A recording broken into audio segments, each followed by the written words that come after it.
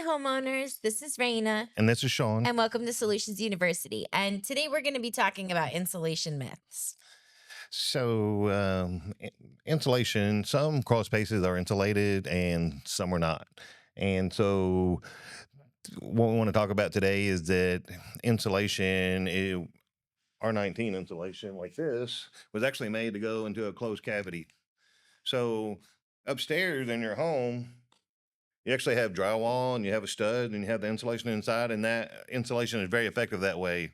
So, I want to show you in your crawl space. I want to show you a picture like this.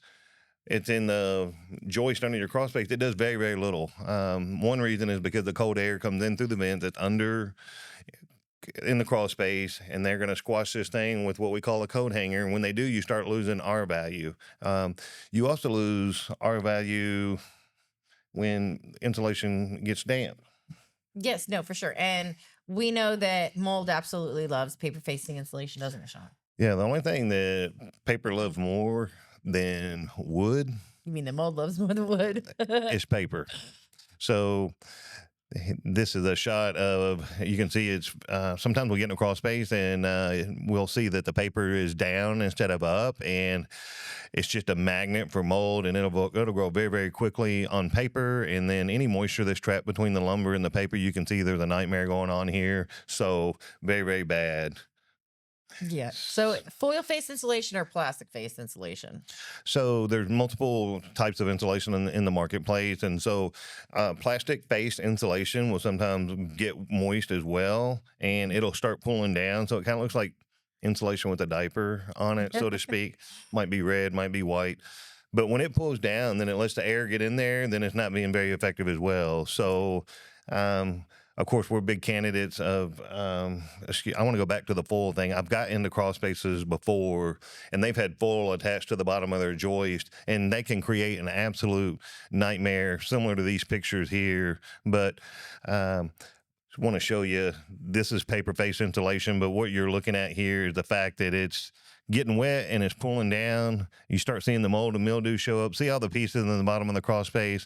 You can almost bet yourself that this insulation is not doing a whole lot. So vapor barrier to the bottom of your stud is not a good idea, and the plastic barrier or the diaper on your crawl space is also not a good idea. It's not any more effective than this. And so what's the solution?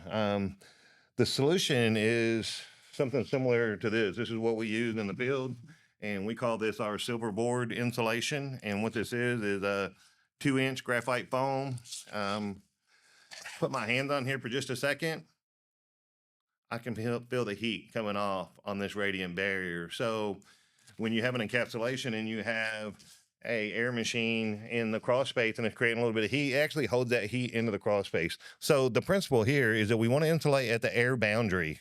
So the air boundary in a crawl space are the walls to the outside environment, right? We don't let the cold air in with like fiberglass insulation under our floors and let it creep up through our ineffective insulation. The whole point is to do the vapor barrier and the graphite insulation and keep the cold air out to begin with, and then you begin to control the environment and the moisture. Yes. Now, without a closed cavity, or especially when it's fiberglass insulation, it does very little, right? So what is fiberglass insulation even doing in our crawl space in the first place? Not much. So until next time, this is Sean. This is Raina. And we'll see you next time.